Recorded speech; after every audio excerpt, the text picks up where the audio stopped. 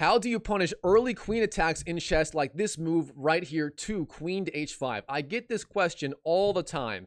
Mike, what do you do about early queen attacks or even weird moves by the opponent in general? Well, when you see early queen attacks or weird moves in general, the first thing you should do is don't panic. Just slow down, calm the F down, and just try to assess what is going on. Right now, obviously, white here is attacking our pawn on the e5 square. However, if we simply defend that pawn and then push away the queen, we should have a massive advantage, as the queen, it just does not belong out on the board this early in the game. So how do we proceed from here? Well, there are a couple of options. The strongest option here is simply knight c6, defending the pawn on the e5 square.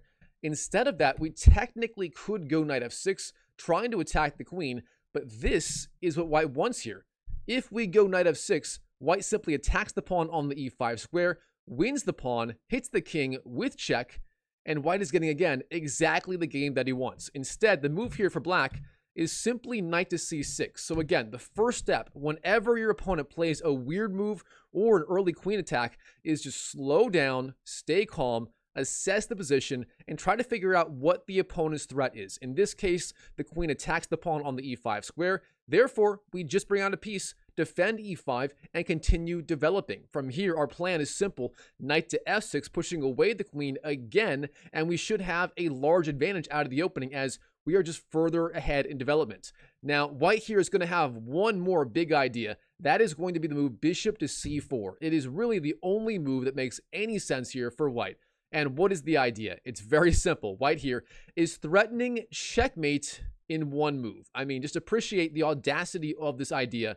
White going for basically a different version of the scholar's mate as white.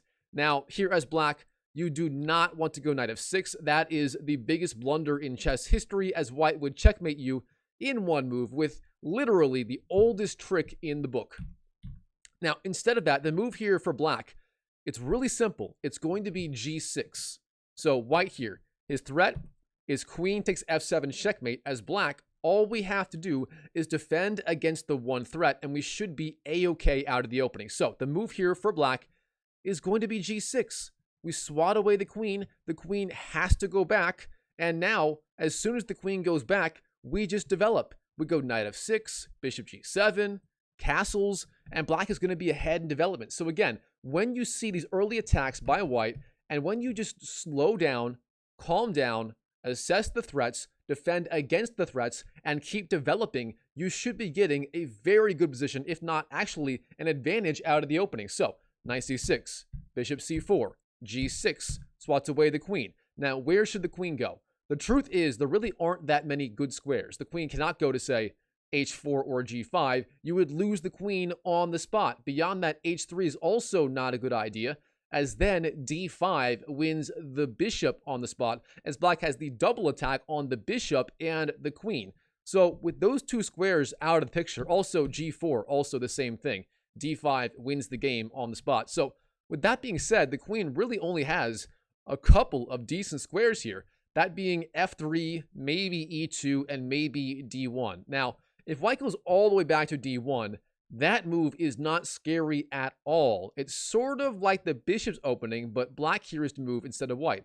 Black can just go knight f6, continuing, attacking the pawn on the e4 square, intending bishop g7, and overall, black here is actually a little bit better. He's just ahead in development, and white here is just a little bit behind.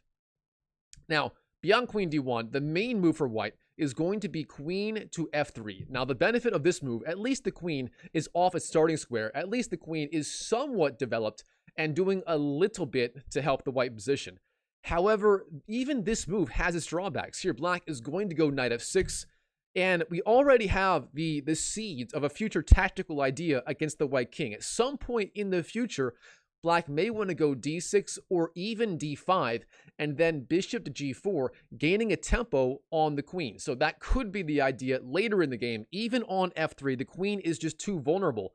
And this does highlight the major drawback of early queen attacks. The queen being such a powerful piece, it's worth about 9 pawns. I mean, all of these little minor pieces can swat the queen away, attack the queen, harass the queen, and the queen, whenever it's attacked, it has to keep bouncing around, wasting tempo, wasting time, and giving the opponent a big lead in development. So that is the big problem with these early queen attacks. The opponent can just get way ahead in development and get a big advantage. Now, from here, what can white do? Obviously, white is down, but not out. It's still move 5. White still has plenty of ways to try and claw back in the game. And here, white really does have a lot of ideas. He can go c3 or d3. He can go knight c3. He can go knight e2, knight h3. Even g4 actually has some ideas behind it. So white has a lot of ideas. Let's go through all those ideas one by one to show you once and for all why this early queen attack, I call it the Hikaru queen attack, is just no good in the open games and really in most positions in general in chess. Here, if white plays a move like g4, let's start with that. Ultra aggressive chess. White here, threatening g5, trying to push away the knight on the f6 square and therefore trying to checkmate black. For example, if black were to go, I don't know, bishop to g7, white could go g5. And if the knight moves, then bada boom, bada bang, checkmate happens on f7, and that is all she wrote. Now, how do we avoid that disaster as black? Well, it's very simple. The queen on f3 can be harassed. And very importantly, when the queen moves off the original square in chess, c2 becomes very vulnerable, especially to a knight, as the knight, if it gets there, would fork the king and the rook. So what do we do here? How do we combine threats against the queen and against the c2 square, especially with a knight? Well, it's only one move here that comes to mind. That is the move knight to d4. Jumping in with the knight, attacking the queen, attacking c2, and black here is getting a tremendous game. The queen, it has to go back. Queen d1 is the move. But then here as black, we just take the pawn on the e4 square. Knight takes e4, we're up a pawn, we're up in development. The white queen, it's licking its wounds all the way back on the d1 square, and black is doing outstanding. So overall, all this to say, g4 and aggressive ideas like it are just no good in this position. Now, what else can white do? White can also go knight c3, trying to get fast queenside development, maybe trying to go knight d5 fast in the game. It's an aggressive looking move, but this move also has its drawbacks. And the big drawback is, again, it does absolutely nothing to slow down or stop the idea of knight d4 just jumping in with that knight. Knight d4 here is so incredibly strong for black. It attacks the queen, it attacks c2, and again, the queen has to go back. Queen d1 is the move, and now we have a good time for a lesson in open game strategy in general. In the open games, one of black's biggest problems, if he goes for an early knight c6, is the pawn on c7 is blocked. We see this in the Italian opening, in the Roy Lopez opening, and many other openings. And in an ideal world, that pawn would not be blocked, and black would have the option of going c6 and then d5. Now, in this game, we went knight c6 on move 2. We actually played the move knight c6 on move 2, so we're not upset about that. But in an ideal world, that knight would not be on c6. In an ideal world, black would have the option of going c6 and then d5, immediately fighting for control of the center.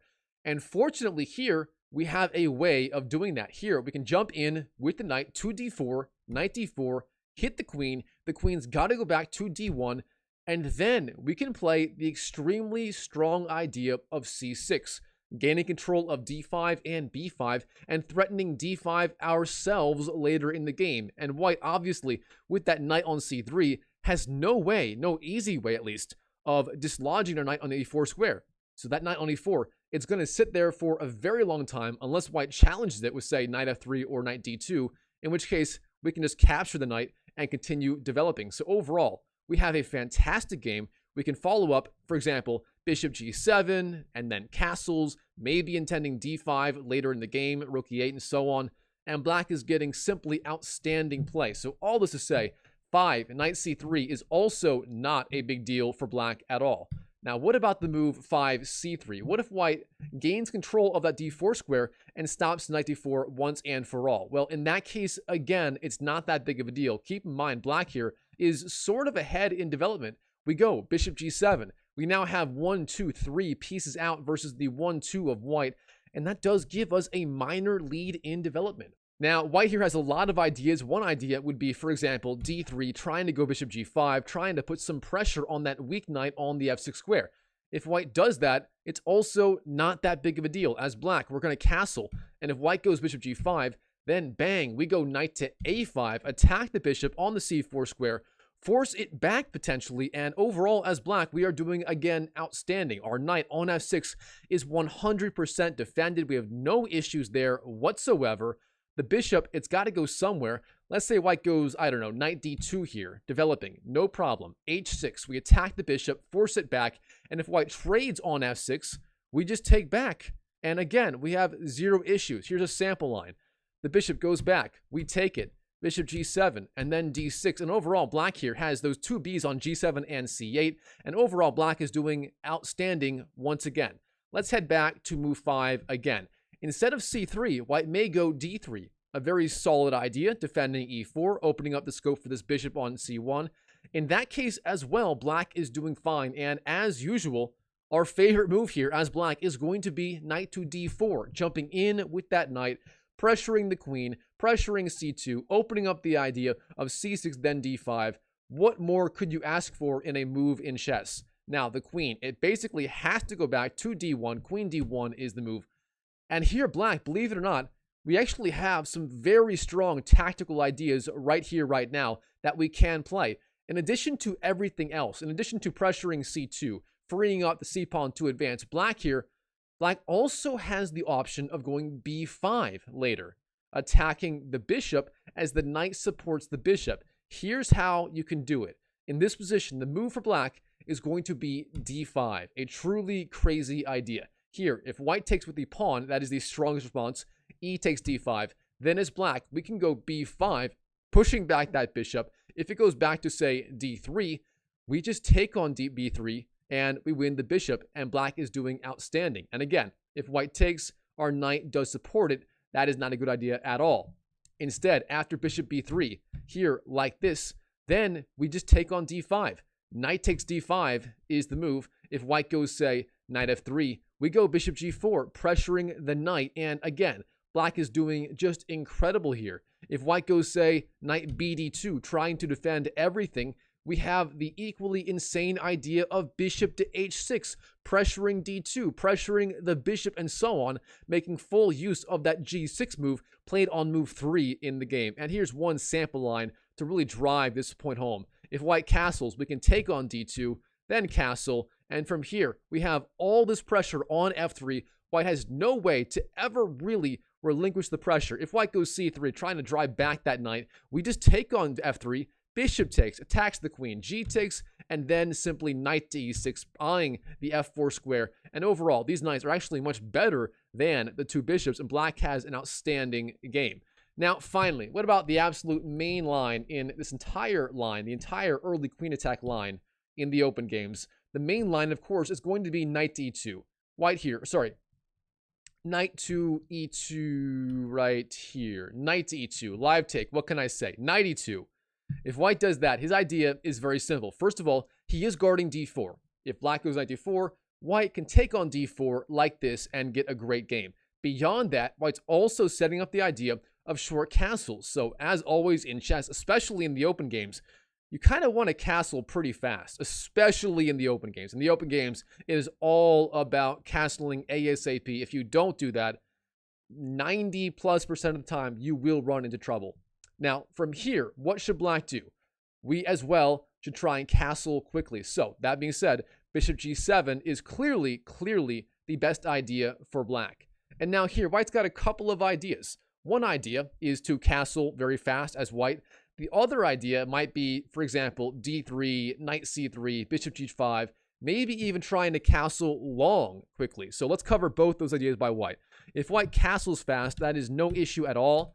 If white castles, we castle as well, and we are doing outstanding. And here, for example, there are a ton of tactical ideas. I want to show you one sample line. If white goes h3, it looks very logical, guarding g4 in the future. Here already as black, we have a number of crazy ideas, one of those being knight to h5, with the idea being king to h8, intending f5, trying to open up the f file with the queen still exposed on f3. So the queen, despite being on f3, despite looking relatively safe in this position, it is still incredibly vulnerable, and black still has various ways to attack it. For example, if d3, black goes king to h8, sliding over with the king. If knight b to c3, then bada boom, bada bang, f5 is the move, opening up the attack on the queen on the f3 square. The rook attacks the queen is in deep trouble, and if white takes on f5, the move then is knight to d4.